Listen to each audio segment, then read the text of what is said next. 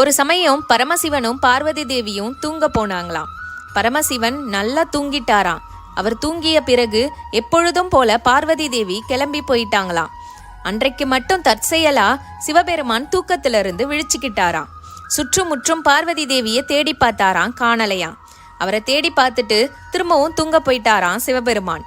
தன்னுடைய வேலையை முடிச்சுக்கிட்டு பார்வதி தேவி ஒன்றும் தெரியாதது போல பரமசிவன் பக்கத்துல வந்து படுத்துக்கிட்டாங்களாம். இரவு எங்க போன அப்படின்னு பரமசிவன் பார்வதி கிட்ட கேட்டாராம்.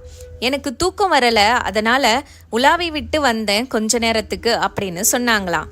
அதற்கு மேல சிவபெருமான் எந்த கேள்வியும் கேட்கலையாம் பார்வதி தேவி கிட்ட. மறுநாள் இரவு சிவபெருமானுக்கு தூக்கம் வரலையாம். நடு இரவுல பார்வதி தேவி வழக்கம் போல கிளம்பி போனாளாம். அவளுக்கே தெரியாம சிவபெருமான் பார்வதி தேவியை பின்தொடர்ந்தாராம். பார்வதி தேவி சுடுகாட்டுக்கு சென்று விகாரமான உருவம் எடுத்து அங்கிருக்கும் பிணங்களை தோண்டி சாப்பிட்டாளாம்.